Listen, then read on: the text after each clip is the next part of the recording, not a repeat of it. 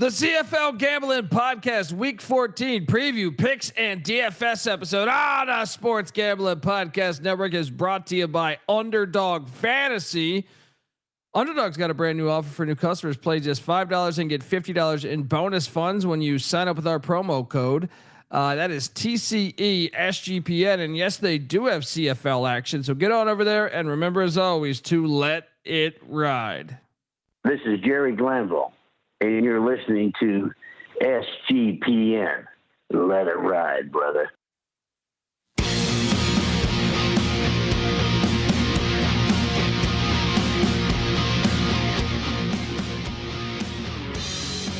Welcome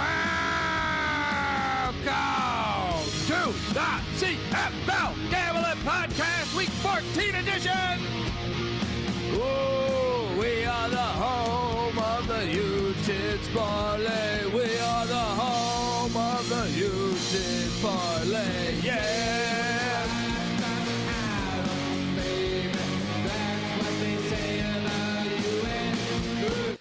Welcome, folks. Welcome to week 14 of the CFL season. Preview and picks, DFS, and home of the huge Tits Parlay, obviously. And I must apologize from the start that I was not available to go a week ago. You know, the CFL Gambling Podcast is a passion podcast, I would say, for myself and Jmark. So what really pays the bills is college football. So I was pretty much consumed by the job front there, and I did not have time. I was on a bunch of different shows, had my own shows, and then just a slew of different stuff. I was not available to do CFL action last week, so my apologies. The sport, the league, the fans deserve an explanation. It really deserved me to be here. All last year I was able to navigate that, but with each year comes more responsibility. And Jmark held it down for us on the CFL Gambling Podcast. But this week, and Jmark had let me know this months ago, that he was going to be off in Oregon on some spiritual retreat. You know, him and his wife going out there. Pretty sure they're going to end up Mormon, but they're out for this week. Remember, it's a marathon in the CFL, so next week and then moving forward, we should be good until the rest of the season. So subscribe, tell a friend, and we're still getting the episodes out to you. So I'm flying solo tonight. We're going to start off with reacting to last week's action because it's going to catch me up as well. Like I said, I didn't have a ton of time. Monday, I would have loved to catch the Labor Day stuff, but I was in Chapel Hill at the North Carolina game covering the TCU North Carolina game where Chapel Bill got quite embarrassed. But yeah, right out the gate, if you caught this action last Sunday, the Winnipeg Blue Bombers were taking on the Saskatchewan Roughriders, and the Roughriders won 34-30. This is one that didn't really surprise me with the outcome there in Regina, but I think if you dive into it, so I mean, Winnipeg got out to an early 10-0 lead. Kind of a gut check game for the Roughriders, and they were able to answer. AJ Alouette, had a pretty big score there at that point in the game. They also had an interception that was key. I didn't get eyes on the game, so I'm only reading off the stat sheet. Essentially, like I said, I was in Chapel Hill, but one of the things that stands out to me, first off, Zach Collaros, good game, 26 of 37, 3 touchdowns, yes, 1 interception, but 326 yards. But if I had to put a point on why the Bombers have been falling short, perhaps specifically in this game, you have Brady Oliveira. He was averaging just about 5 yards a rush, but he only got 5 rushes all game. That is unbelievable to me. And their lack of commitment to running the ball, I think, is a direct result of why I am kind of out on Winnipeg moving forward. Dembski had a big game, 7 for 89, but they, of course, lose the game. And compare that to the opponent they're going up against, the Roughriders. Trevor Harris was 17 of 27, 219 and a touchdown. But what did they do? They controlled the line of scrimmage. Obviously, Corey Mace then played great defense, but Alouette, 18 rushes, 89 yards and a score, 4.9 yards a rush. And don't forget, They also had a couple other backs. Mario Anderson Jr., 3 for 34, 11.3 yards a carry, getting it done there, and 2 touchdowns, as well as I know Tommy Stevens had a couple rushes for them as well. So they all together had 23 rushes, as opposed to the Bombers sitting there at 7 rushing attempts for the day, maybe 8 if you consider the Collaros 2-yard run. I still believe you can take this game and change it any which way. You can do different rules, whatever.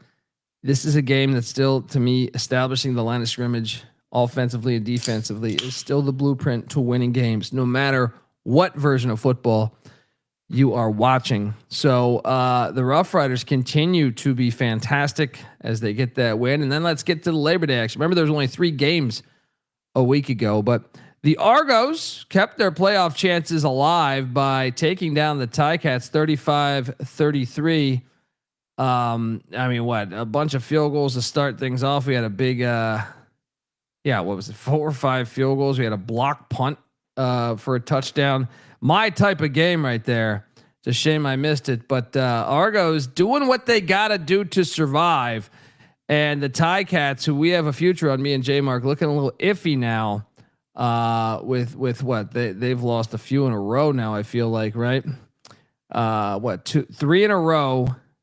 That at one point we were convinced they might be the top team in the league, or second, maybe top team in the division. But now the playoff race heating up.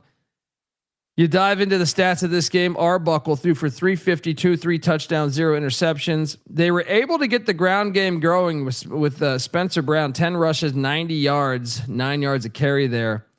So they ran for 97 yards. Arbuckle had another 7 on the ground. Still, you'd like to see a little bit more commitment, but 13 rushes as a team. Brissett had a good game in the receiving core, 3 for 86. And Mackay Polk had 6 for 64 and a touchdown. Those two stand out. I mean, you feel like Toronto, you just can't stick a fork in them because of their history.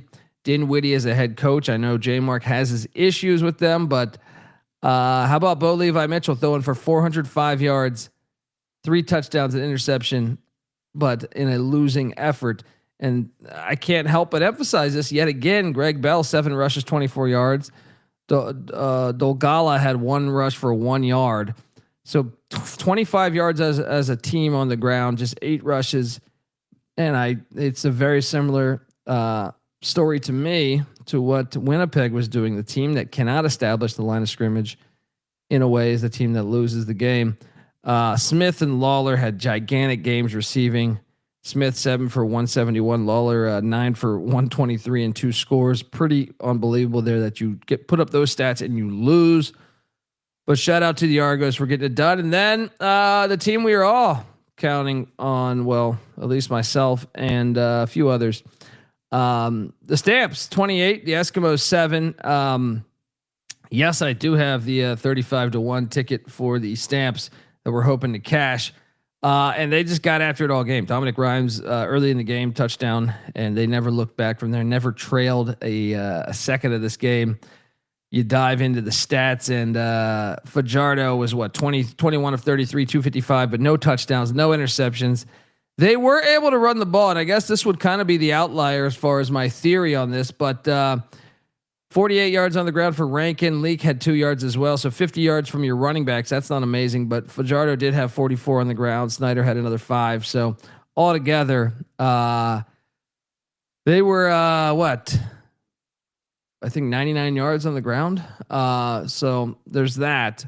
But the Stamps are the Stamps for a reason. Dedrick Mills and Vernon Adams didn't even really kill it. 13 for 23, 162 and a score. Dedrick Mills 17 for 106. As something in common now, all 3 games, the team that was able to run the ball successfully were the ones that won the game. Shout out to the Stamps though. That cash. I mean, we've long game and a half now over. I would have touted this last week. Cash the over on 6.5 wins. So hopefully you are subscribed to the CFL Gambling Podcast because that was an easy bet.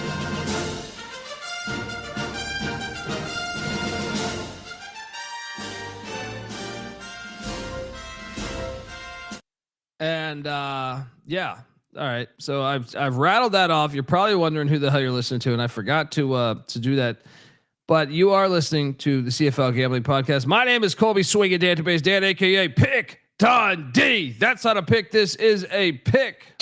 He was raised in the land down under, where a man thinks on his feet, speaks with his fists, and lives by his wits. When Dundee happened, he was a superstar. I'm probably drinking too much and celebrating too much and not sleeping. Would have killed a normal man, but no, that's gone. The medical advice I got from that was like being hit by lightning. Pretend it never happened and get on with your life. Week 14. We got action on Friday. We got a triple header on Saturday. I think personally they kind of squandered this. They should have done a Thursday, Friday. I think one game a day is still the blueprint. But hey, who am I? I do want to talk about, before we talk into this week's action, the divisional race going on for the playoff spot here in the CFL. So, I mean, things have changed. I haven't done the show in 2 weeks. So, I mean, I did it 2 weeks ago. I just missed last week. But in the West Division, Saskatchewan clinging to a 1-game lead, although Calgary does have the tiebreaker on them. And so 9-2 Saskatchewan is, Calgary 8-3, Winnipeg 6-5, and they have a huge game this week because we got some rematches this week. But BC right on their ass at 5-6. Even the Eskimos still mathematically available. You know, they can still make the playoffs here at 4-7. But then you have the East Division, where it's getting awfully cloudy. The Ticats are 6-5. Man, we thought they were running away with it. The Alouettes are 5-6 with that tough defense sticking around despite all the injuries. Then you have the Argos, who have shown life at 4-8, and the Ottawa Redblacks at 3-8 that are still mathematically everyone. That's one thing I think you could take away with. I think early on in the season, me and Jmark were of the opinion that, man, it seems pretty chalky. This thing, we're going to have this playoff race figured out, whether it's injuries or teams waking up. That is not the case now. As it just seems every team is still, if you're a fan of any of these teams, you're still alive to get to the Grey Cup. Some of the stuff that I will say when you dive in, you know, I always love looking at the stats, and it's amazing the Eskimos are alive to make the playoffs when you consider that they have the worst defense in the league, and the worst offense in the league as well. So, I mean, I guess they do have the worst record in the league. Well, actually, wait, I feel like Ottawa actually has the worst record in the league, but that's just the way the ball bounces. But pretty substantial. Them and like they're giving up 391 yards a game, which no one's even remote. I guess Hamilton's averaging 385, giving up 385. But besides that, no one is even close to giving up that many yards game in and game out than the Eskimos there. And then on offense, they're only averaging 320 yards a game. Now, Montreal is very close, 321 yards a game, but they have such a strong defense. You can see why they're still in the mix right now. And if the season ended today, they would be in the playoffs. Should make for a fascinating final couple weeks, though, in this league. And another one that is a bit of a head scratcher is the BC Lions having the top offense in the league by a gigantic amount. The BC Lions are putting up 430 yards of offense a game. That is 43 yards better than any other team in this league. Right? And then you say, well, the defense must be terrible. No, the defense is actually third best. Third best. Saskatchewan is the top defense by a good amount, but BC is not far off from being the second best defense, just about 5.6 yards away per game of being the second best defense in the league. So in that regard, if the season ended today, what BC would be in, I believe, in the final spot. But yeah, it's pretty crazy. They're sitting there at 5-6 with the numbers looking like that. And shout out to St. Stephen Production. Anyone here in the chat besides myself? Probably not, because we're going at a later time. And yeah, it's middle of the season. We got to work this thing out. St. Stephen's saying last weekend the Argos Hamilton game was one of the best football games in any league he has ever seen in his life. Shout out to that. I missed it too, brother. One of the things I would like to do is get CFL on demand because it's tough to catch the replay in some spots. But folks, before we hop into the Week 14 action, I do want to let you know that the CFL Gambling Podcast is brought to you by, the SGPN. We are part of SGPN. And the free roll football contest is back. It's free to enter, and you're picking every NFL game ATS. $3,000 to first place, $4,000 if you're a Patreon member. SportsGamblingPodcast.com/free roll. Plus, we've got 25% off everything in the merch store with the promo code football. Get yourself a Pick Dundee t-shirt, all right? Or a Lock Dog Tees t-shirt. And don't forget, they got the NFL Survivor contest, $100 entry fee, winner take all. SportsGamblingPodcast.com/survivor. We're also brought to you by MyBookie.ag. MyBookie is your place to bet on football and everything else. Look, their prop builder is absolutely second to none. And their motto is bet on anything, anywhere, anytime. You can easily deposit and get lightning fast payouts using crypto. So head on over to MyBookie.ag. But when you do use our promo code TCESGPN for 100% bet back bonus up to $500 for new customers there. Once again, that's MyBookie.ag, promo code TCESGPN. We are also brought to you by Rhythm. Look, college football is back on Rhythm and better than ever. Last year to start the season, Rhythm was 16-4 ATS. The first 2 weeks, they were up 11.6 units there. And Rhythm also has NFL, MLB, golf, WNBA. Look, Rhythm has just introduced a leaderboard with weekly cash prizes just for tracking your bets in the app. You track 5 bets of the same type from any model that you build, and you could win $1,000 there. So get your free 7-day trial period today. SportsGamblingPodcast.com/rhythm. That's RITHMM. That's SportsGamblingPodcast.com/rhythm. All right. We are back talking CFL action and St. Stephen production. I think that's a very good question. Colby in Toronto, when Chad Kelly comes back, do you think they should put him back in or keep Arbuckle as the quarterback? Well, I'll say this. I think they're more invested in Chad Kelly, but if they continue to be on a hot streak, I think you have to keep Arbuckle in the game. He also did accomplish the Grey Cup for them a year ago, but it does make quite the situation there in Toronto. And that's always tough to deal with in the locker room. You know, you don't know where your team could be aligned. Maybe they're pro Arbuckle. Maybe I feel like they probably would be based on the Grey Cup and if they're on a little bit of a heater right now. So I think that would be a big decision there. So hopefully, I think if you're Dinwiddie, you're probably hoping, hopefully he's out the rest of the regular season, maybe in the playoffs. If something happens, you can turn to him. Guys, let's get to this because we got one game Friday night.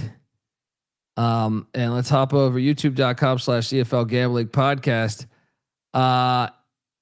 It is the BC Lions heading into Ottawa to take on the Redblacks. BC won the last time they played about a year ago, 38-12. This is on CBS Sports Network. I'm currently seeing the Lions laying 6.5, the over under 54.5. The problem is this. I do believe, and I'm double checking right now, according to the DFS slate, that Drew Brown is definitely not going to be playing this game. And that puts you in quite the situation there because I don't like betting on Ottawa without Drew Brown. Let me see if I can just, figure this out here and make sure I'm 100% right on this.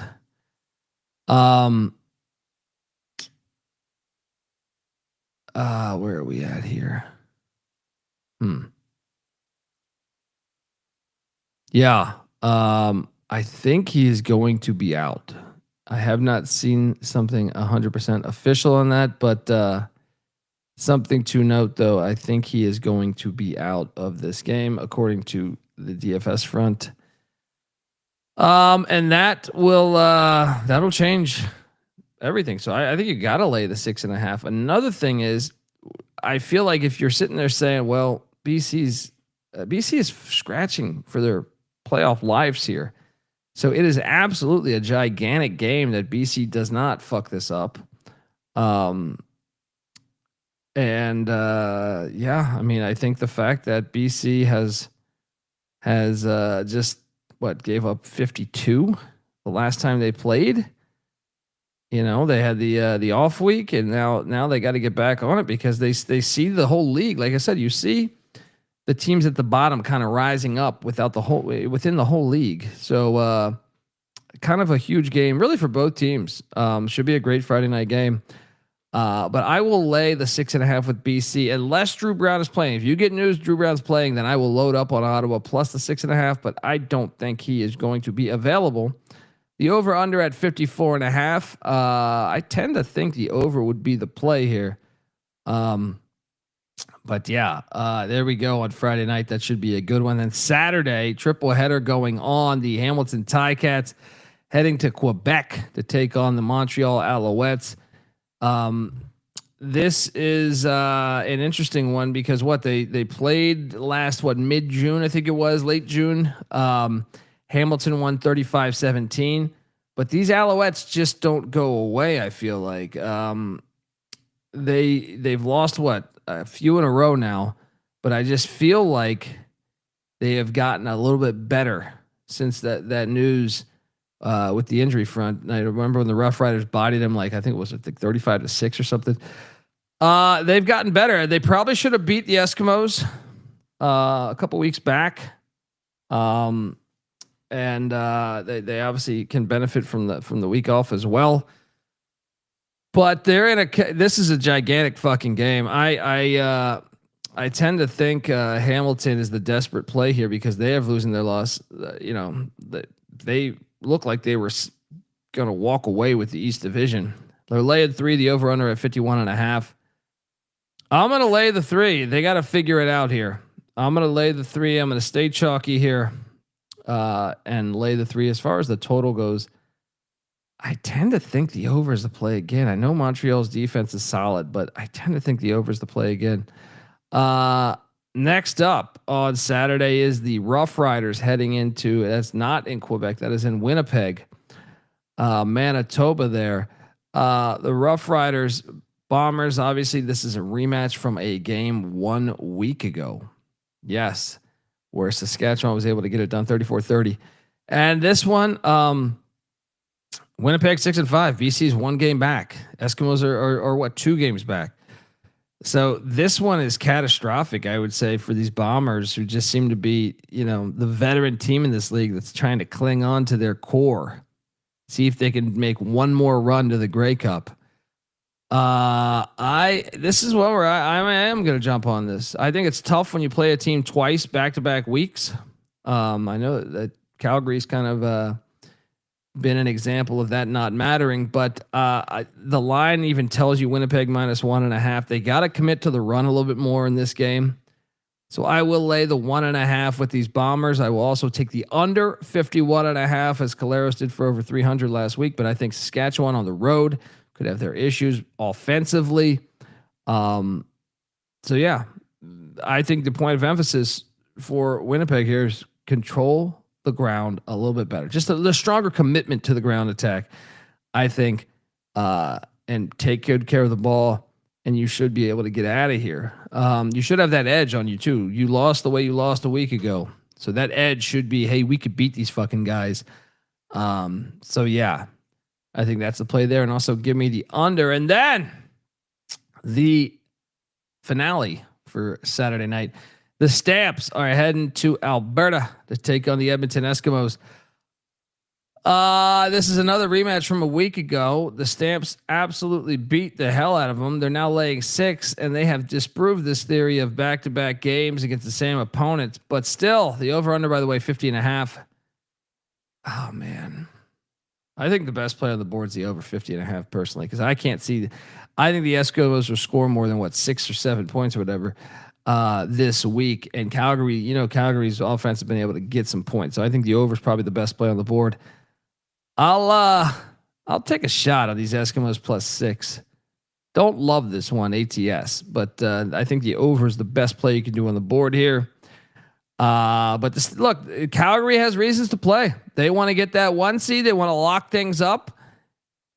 This is what's great about all 4 of these games. Really, is all 4 have gigantic implications potentially. So, I just like taking the team that you just got your ass whooped. You're coming back home. Let's focus on this. Let's accomplish this. So give me the +6 with the Eskimos. And once again, I think the over 50.5 is the best play on the board in this particular game. All right, folks. Look, if you're, I know we got to do our DFS portion and then our huge tits parlay that we give out each and every week. But before we do that, I want to let you know that the CFL Gambling Podcast is brought to you by Underdog Fantasy. What's great about Underdog is they do have CFL action. And look, Underdog Best Ball Mania is happening all summer long, giving away $15 million in prizes, including $2 million at first place. There's no waiver wire, no arguments about trades. Best ball is the best way to play fantasy football, folks. Also, Underdog's a great place to play pick'em, where you can win up to 500 times the amount of money you enter. So get on over there. Underdog has also got a brand new offer for new customers. Play just $5, get $50 in bonus funds when you sign up with our promo code TCESGPN. We're also brought to you by NoVig. NoVig is America's #1 sports prediction market. Since NoVig is an exchange, you're getting some of the best prices in the market. NoVig's available in 35 different states. Download the NoVig app and get $50 off when you spend $5 if you use our promo code SGPN. Get in on the action with NoVig. Promo code SGPN. All right, we are back. Shout out to Dylan in the chat. There should definitely be a CFL game tonight. CFL better than NFL. I am completely in agreement with you. For me, man, I can't. I think you've heard me probably over the year. Not the biggest fan of I used to love the NFL with a passion, but now I just can't really get on board. In fact, I'm gonna have D2 college football on over that. But they did waste an opportunity tonight, in my opinion.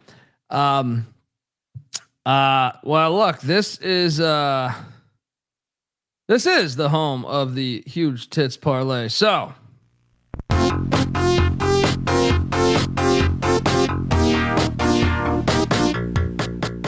we are the home of the huge tits parlay.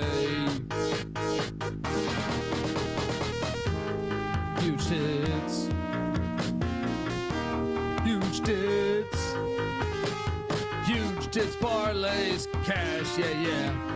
Huge tits parlays, cash, yeah. My huge tits parlay will be this, because Jmark did not send me his. Let me just double check Slack to make sure he didn't send me that.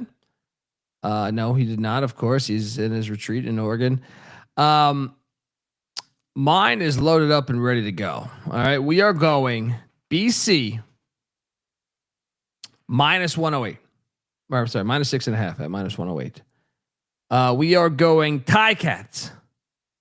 Chalk, -3. Right? The Bombers.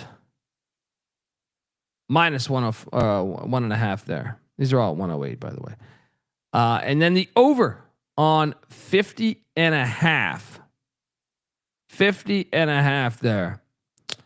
And $50 will get you $697.35 at DK Sportsbook right now. So what are you doing, folks? Jump in on the action. And that is our huge tits parlay. Sorry, I didn't make a graphic for it.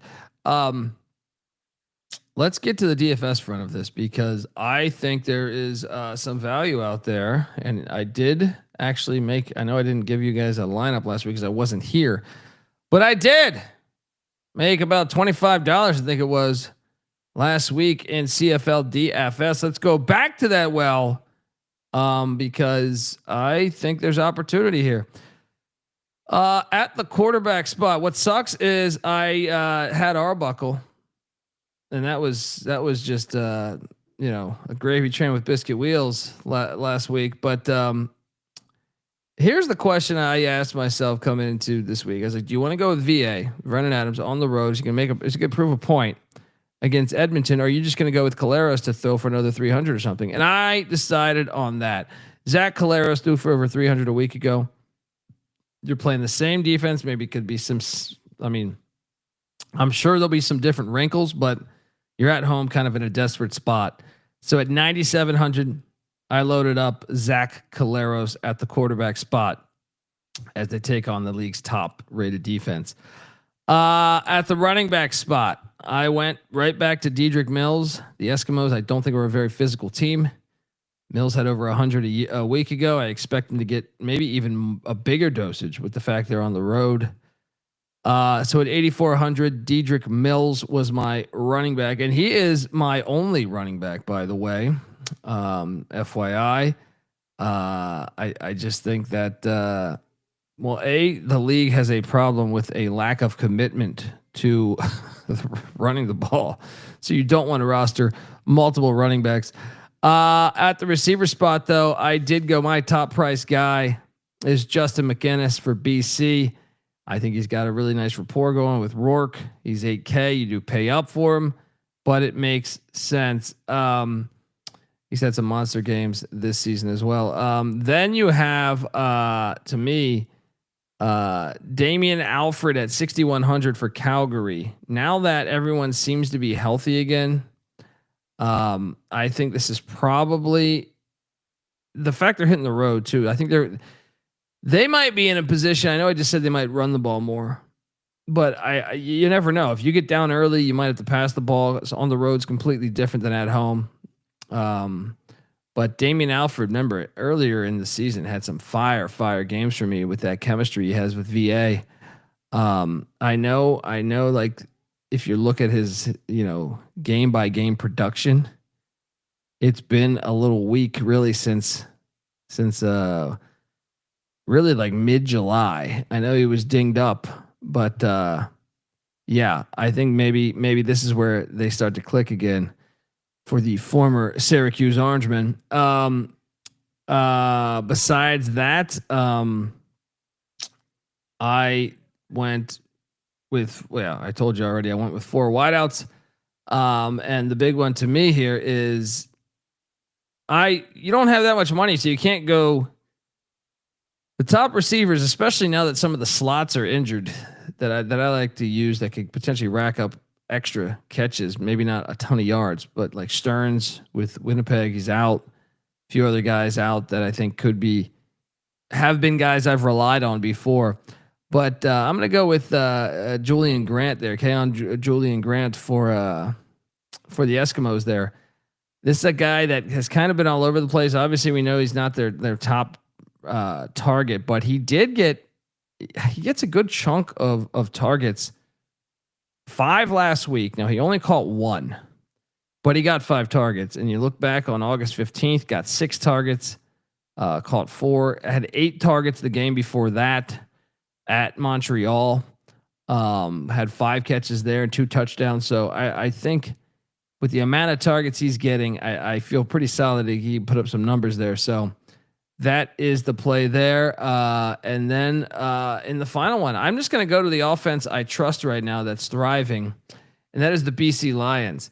I know I mentioned Justin McInnis, but I'm also going to go with Stanley Berryhill, the former Arizona Wildcat, because he gets the minimum amount of targets. He gets basically 5 targets every week.